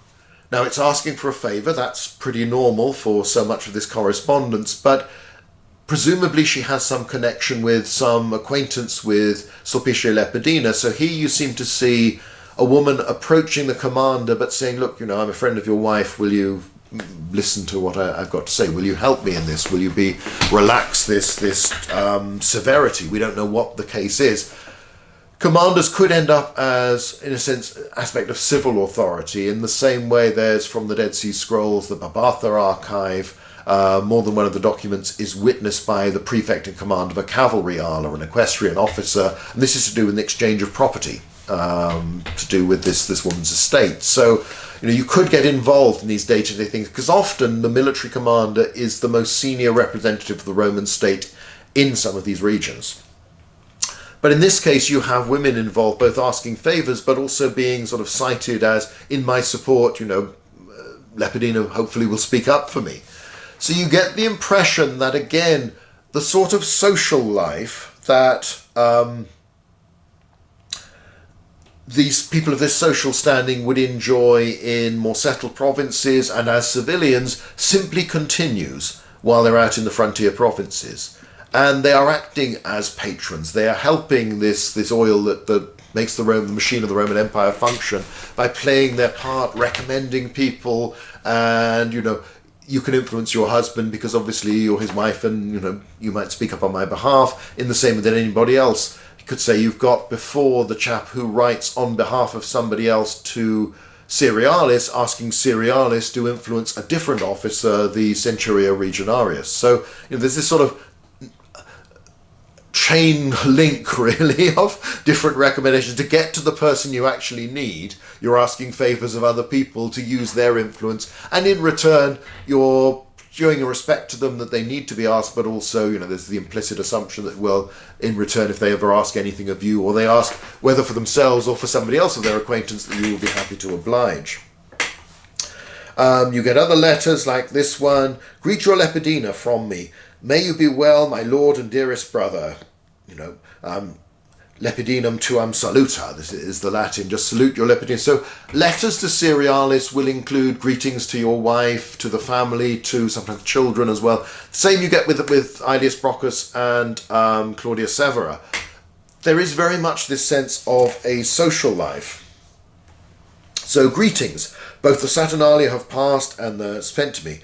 Come with your Lepidina in this way so that you may stay with us beyond the new year. My Severa greets you both. Farewell, my dearest brother, to Flavius Cerealis, prefect of the cohort from Brocchus. So in this case, Brocchus has written to Cerealis. So it's the one commander writing to another, husband to husband, but he's asking, you come with Lepidina, and my wife, Claudia Severa, sends greetings to all of it. The sense of, yes, some of this may be formal, and obviously these are the sort of courtesies that would be expected, but it might well be that you've got genuine friendships, because after all, these women are socially the senior women around. Now, they've come out to one of these garrisons for several years. It's based largely on inscriptions to Jupiter Optimus Maximus from the fort of Maryport on the Cumbrian coast, and work on that gave us the estimate that the average tenure for an auxiliary officer was 3 years in any post. Actually, now that a few more altars have come up and they've been reassessed, they may not have been deposited annually, so this might not be quite as neat a pattern as we thought. But for the moment, that's probably the best sort of rule of thumb we've got. Several years seems to be common. It seems to be indicated by the Vindolanda tablets as well. That's quite a long time. So we don't know anything about Sulpicia Lepidina from outside her time at Vindolanda. We don't know anything about Flavius Cerealis beyond what we can deduce from his name. So he's in charge of a cohort of Batavians, and he is called Flavius, which means that he, or more probably father perhaps, has been given citizenship by Vespasian, Titus, or Domitian, the Flavian emperors, because you take the emperor's name. Cerealis comes, we suspect, from Petilius Cerealis, who, a relative of Vespasian, who in the aftermath of the civil war that's made Vespasian emperor in 70, Cerealis, Petilius Cerealis that is sent to the Rhineland to deal with the rebellion of the Batavians that had started as part of the civil war and then moved on to something else. So the probability is that Flavius Cerealis' family, perhaps a father, gets citizenship because they've backed the right side in the civil war. They've changed sides early enough, and they take the name that's based around Flavius from the emperor and Cerealis from Petilius Cerealis, the man who's actually suppressing the rebellion. So he's a Batavian like his men. He is referred to as king in one of the letters, which might suggest that he's part of the royal line, the tribal aristocracy, the tribal royal line. Now, we had assumed that post the rebellion of AD 70, that Batavian units were no longer commanded by their own aristocrats.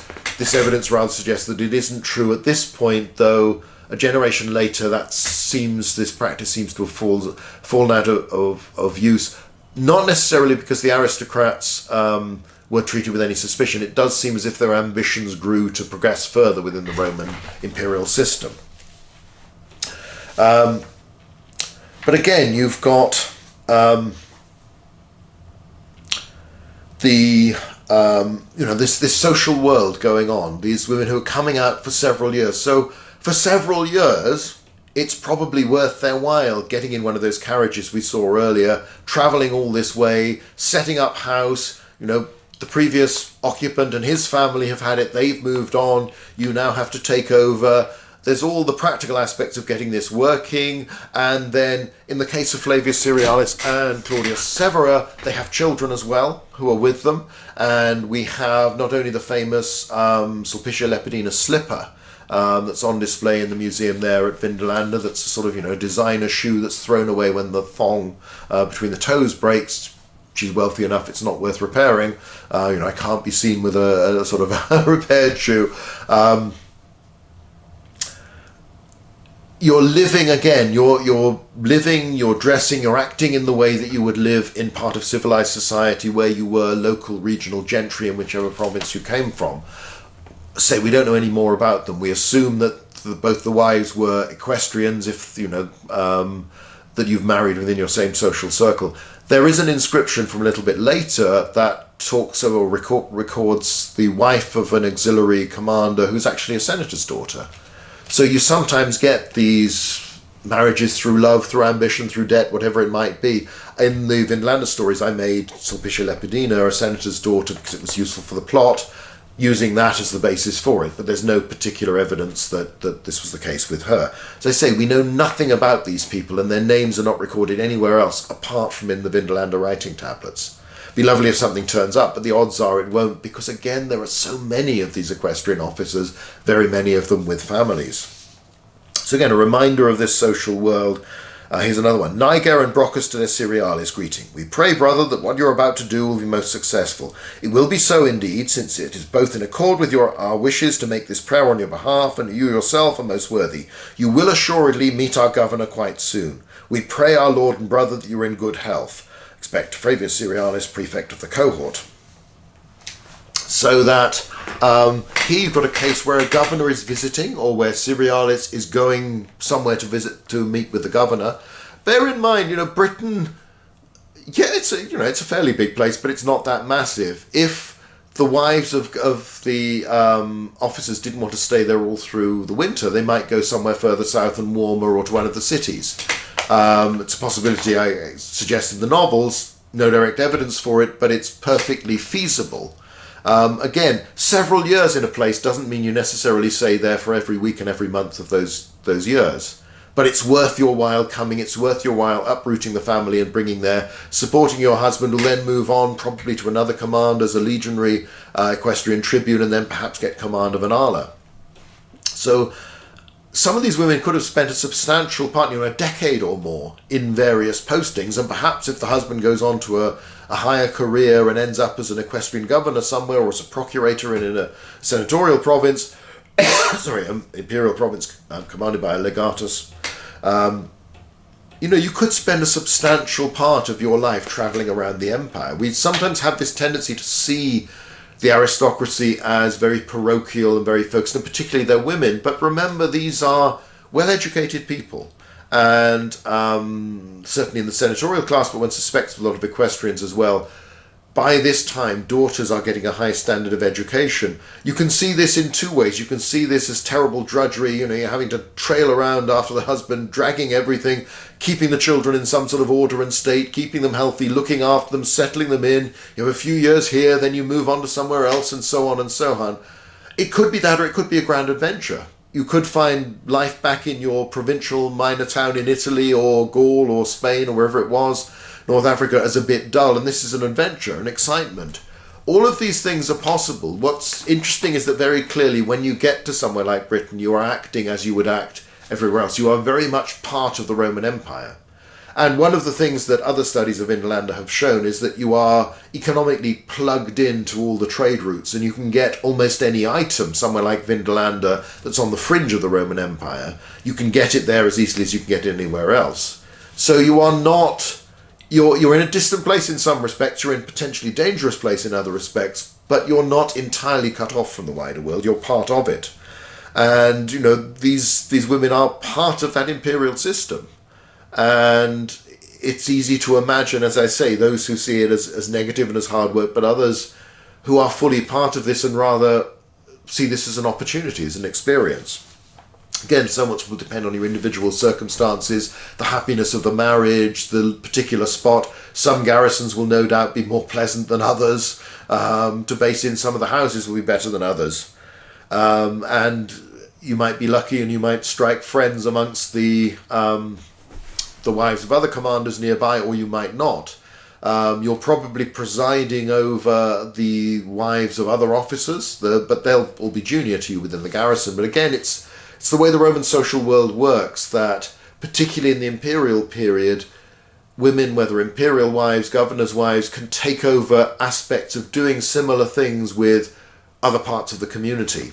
And again, it's also very normal. Here's another letter. Clodius Super to his Cerealis, greetings. Most willingly, brother, just as you'd wanted, I would have been present for your Lepidina's birthday. At any rate, for you surely know that it pleases me most whenever we are together. Did not think, and so this is someone who's had an invitation to a birthday party for the commander's wife, not being able to get to it. So there's that famous birthday invitation where Lepidina is going, or at least is invited to Claudia Severa's birthday party. In this case, we hear of one of her own. Again, it reminds us these houses are big, they're lavish, they are designed for entertainment, for the semi-public role that money and social status required you to perform in Roman society. You've got other surviving tablets have account lists, probably from Cerealis' household. You've got lots of items. There's one lot of poultry consumed while entertaining guests. So, for instance, 25th of December for Brocchus's dinner. That's Brocchus, the husband of Claudia Severa. Doesn't mention whether she was there or not, but quite possibly she was. Again, it's not more than a day's journey. It's less than that to get from Coria to Vindolanda. So there is this world of garrison wives, and it's probably not just the equestrian officers, but other officers who have them. As far as we can tell, there weren't the restrictions on centurions marrying, though it may depend on their particular status, whether they're legionary, auxiliary, this sort of thing. And in an ordinary barrack block, the centurion gets a suite of rooms at the end of a barrack. That's that's a good deal less lavish. While you could accommodate a family there, a small family, it's a lot less comfortable, it's a lot less spacious than the houses that the equestrians, the seniors get, or that even the centurions of the first cohort get in a legionary fortress, the small houses they get. So, but there is evidence from Germany and elsewhere of painted plaster, of decorations in these rooms. So it isn't impossible that some of the centurions would maintain a family, because again, we don't really know how long most centurions spent in some of these postings. And there were opportunities. One, the strength report of the Tungrians that I've mentioned in other talks, and we'll no doubt, in fact, we will look at that in more detail in the future sometime, has most of the centurions of the Tungrians who were then supposedly based at Vindolanda are actually elsewhere, some of them quite far afield. So you could be on detached duty, you might be able to find a nice little billet. Think back to, again, the New Testament, the book of Acts, the centurion Cornelius of Acts 10, who is converted by Peter along with all his household, and who clearly lives in quite a substantial dwelling in Caesarea. So there are opportunities. You know, the equestrian officers' wives might well be at the top of the pyramid until a legionary legate or a tribune's wife, arrives. Whether there was a pecking order in terms of the seniority of the husband determined the seniority of the wife, whether that depended on her connections and family. Presumably that senator's daughter that we hear mentioned in southern Scotland, was accorded status according, she's listed as Clarissima Femina. That rank, that's why we know this. So people would be there would be a pecking order. So it could be, it's where normal social life goes on. Even though you're on the fringes of the empire, and sometimes could be rocked by scandal. Let's go back to one of Pliny's letters at a trial. The case heard on the following day was that of Gallita, charged with adultery. She was the wife of a military tribune who was just about to stand for civil office and had brought disgrace on her own and her husband's position by an affair with a centurion. Her husband had reported it to the provincial legate, and he had informed the emperor. After sifting the evidence, the emperor cashiered the centurion and banished him. There still remained the second half of the sentence, for the charge could only have been made against two persons. But here the husband held back out of affection for his wife and was censured for not condoning her conduct. Because, even after he'd reported his wife's adultery, he'd kept her in his house, apparently satisfied once he'd got rid of his rival. When summoned to complete his accusation, he did so only with reluctance, but it was essential that the woman should be convicted, however unwillingly her accuser. She was duly found guilty and sentenced under the Julian law. In pronouncing judgment, the emperor mentioned the name of the centurion and made a statement of military discipline, for he did not wish cases of this kind to be referred to him. So here you've got a case where the military hierarchy has been upset because a tribune who's senior to a centurion has discovered that his wife is having an affair with a centurion. The assumption is that once you discover this, you should divorce your wife. Instead, Pliny rather implies that all the husband wants to do is get rid of the rival and then hope to patch things up or, stay with her. But this is not what an aristocrat is supposed to do, partly because it casts doubt over the paternity of any children. If you don't know who the father is, then should they have the equestrian status, or this man's going for office, so he might well be probably is aspiring to become a senator. So here you've got an offence, and it's a social class thing, but it's also a rank thing. You would have similar problems in a military base today if you have an affair that's upsetting the hierarchy and the rank structure of the community. So you can depict this as people living their normal social life out on the frontiers, but again, there may be situations where it could be incredibly boring, it could be dull. Affairs and adultery happen, sadly, in any situation, so they could happen just as well back in Italy or one of the settled provinces, but they have an extra air to them where you're out of your normal environment and your family and you're just there with the husband. There were worse cases. Tacitus gives us an account of a scandal in the histories where called Titus Vinius had disgraced himself in his first military service, that's as a senatorial tribune, under the legate Calvisius Sabinus, whose wife, prompted by a shameful desire to see the camp, entered it at night disguised as a soldier. After she'd interfered with the guard and the other soldiers on duty with an unfailing effrontery, she had the hardihood to commit adultery in the Principia, the headquarters building. Convicted of adultery by Caligula, he was subsequently released and promoted.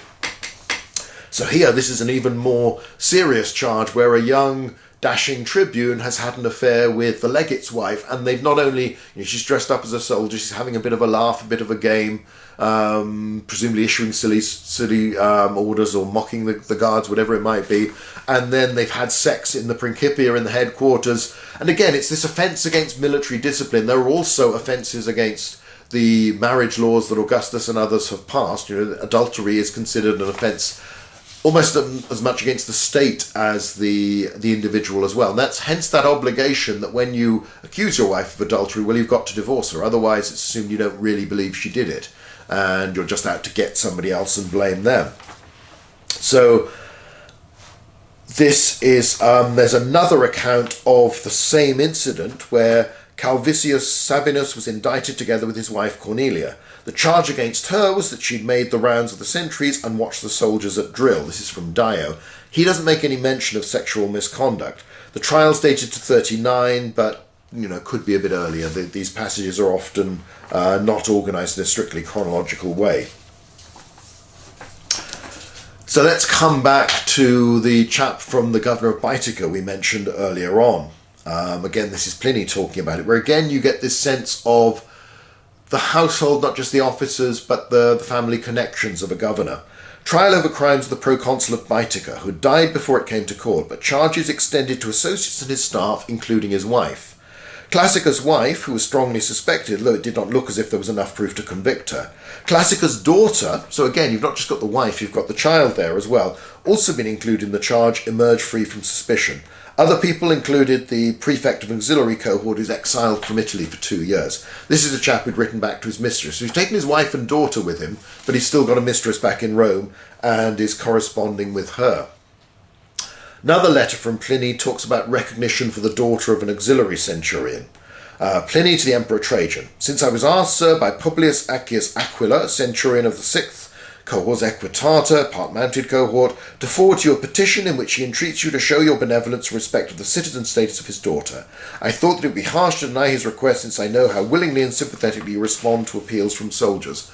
We're not sure of the context of this. Was this the daughter of a marriage to a non-citizen, which would not really be a proper marriage? Was it a daughter of a girlfriend, mistress, lover, rather than proper wife? So why he required? We don't think that auxiliary centurions were forbidden from marriage, though again, perhaps they were if legionary centurions were not. Trajan's reply is this. Trajan to Pliny, I've read the petition you forwarded on behalf of Publius Accius Aquila, centurion of the cohort Equitata, been moved by his appeal and have granted Roman citizenship to his daughter. I've sent you his petition duly annotated, which you can give to him. There's no mention of the mother, so we don't know the circumstances.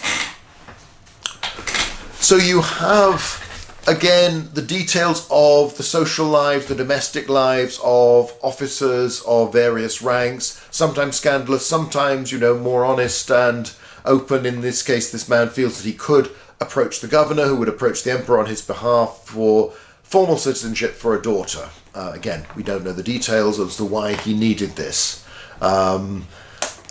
Not all auxiliary centurions were necessarily citizens, at least at the start of their service. This man does appear to be. He's got the trianomina, though again, that's not always a guarantee of citizenship, because sometimes it's somebody who wants to be a citizenship. But in this case, all of this is implied. This man is a Roman citizen. He wants citizenship for his daughter, who would not necessarily have got it otherwise, for reasons unknown. And sometimes you get glimpses from the provincial's point of view that again implies that there's an awful lot of Roman wives, Roman families, Roman women out there as part of the imperial administration, and they can seem very much part of the authorities that govern your lives. It's a passage from commentary on Deuteronomy from the Talmud, and this is one of those rather bitter passages. These are the oppressors who have taken hold of the land of Israel, and very clearly by implication talking about the Roman occupiers. But tomorrow Israel inherits their property, they will enjoy it as oil and honey. Curds from the herd, these are the consulars and governors. Fat of the lambs, these are their tribunes. And rams, these are their centurions. Herds of Bashan, these are their beneficiarii who take away food from between the teeth. And goats, these are their senators. With the finest of the wheat, these are their women. So from his point of view, while they come quite low down the list, nevertheless, it's the women that are, they're part of the oppressors. They are part of the problem. So let's end with just this acceptance that when we look at army bases, when we consider the imperial administration in provinces, we need to remember that there is this element of families who are there and who have a degree of public role, a degree of semi-official role, live in this world of a sort of little Rome, a little gentry where they exchange, birthday invitations with each other, they dine with each other, they act as patrons, they speak up for people. They're also human beings. As, in any case, regardless of the system that produces the marriages, some will be happy, some will not, many somewhere in between the extremes of bliss and nightmare that can happen. They will be parents in many cases. And you can see traces of human emotion in some of those saddest monuments, some of the tombstones that provide us with interesting information. So you have, for instance, this one of a little girl buried at Corbridge, probably where Claudia Severo and her husband were stationed. And again, you see the way it's shown, depicted with all her fingers shown, holding a ball. It's just the way a child draws, isn't it? They know you've got 4 fingers and a thumb, so they have to draw them. In the same way that whenever you draw a house with a chimney, they have smoke, even though, how many people necessarily have wood or coal fires these days? It's sort of deeply embedded. But the inscription makes it clear that this is a beloved child that's been lost, and of the sorrow of the parents at the loss of the child. Even her nickname is given, and her age is given very specifically in years, months and days.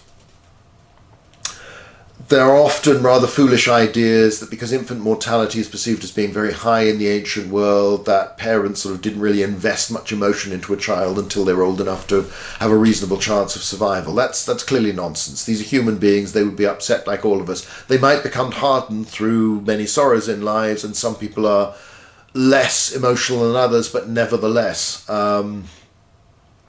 these are they're humans, and this is a sad event. This is a terrible event worth commemorating at considerable expense. This tombstone is not going to be cheap.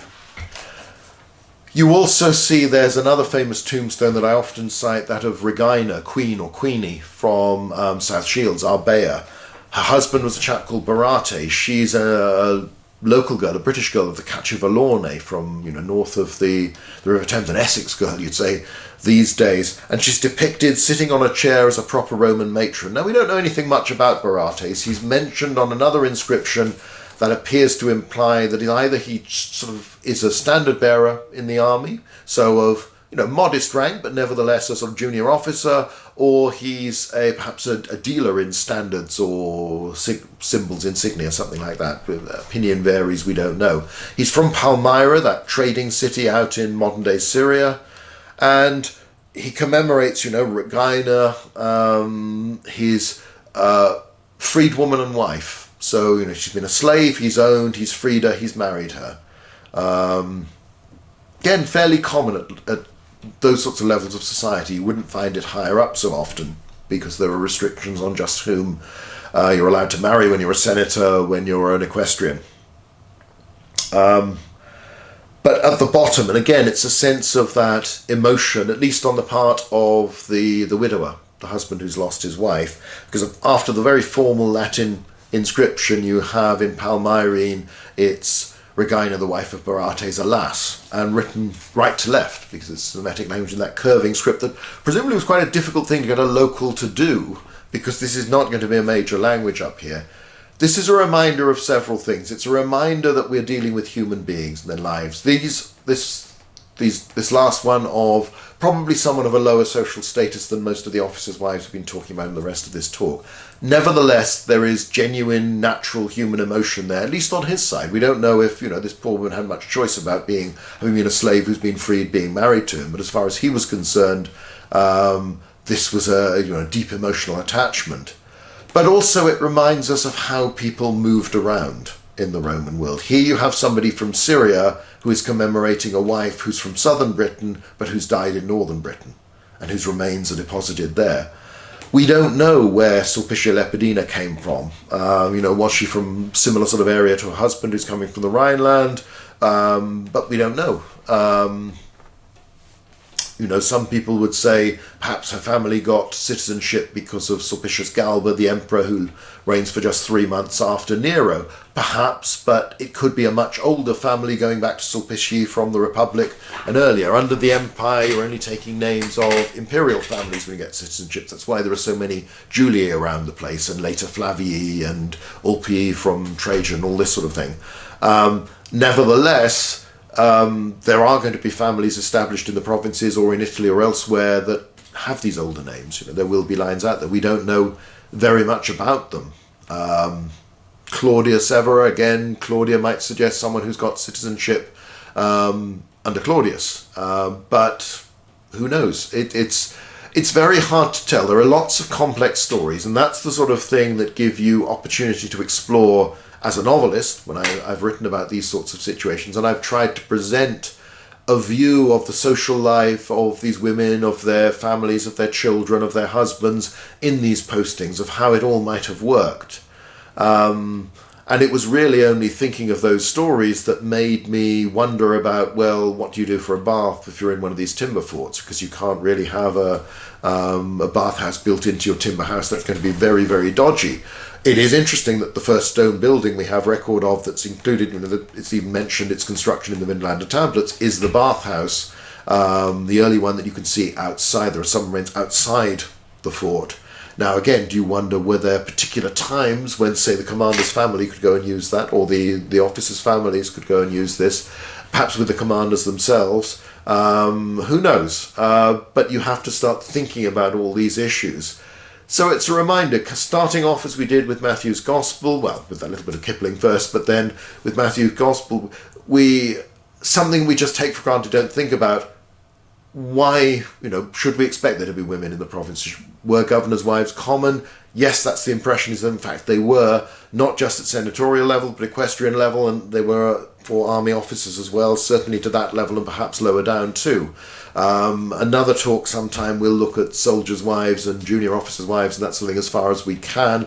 That's a different sort of issue. But this I thought was just something a little bit different, a little bit unusual. And it's a sign of how I came to think about these questions more because I was researching for a novel and I was trying to imagine the lives of my characters, that as a historian, to my discredit, I hadn't really thought about it. I hadn't really asked these questions. So it's a sign of how these things can feed off each other. And hopefully it just makes us think in a different way about the sort of communities were in these forts and fortresses. So when you go and visit a site, you're imagining something, as I say, more like a garrison town than a very sort of severe military base with only soldiers there. That tends to be our first thought when we look at these things. So here we are, that's this talk, and I'm not quite sure, I haven't quite worked out what we'll do next, but there's lots of things to talk about over the months and years to come.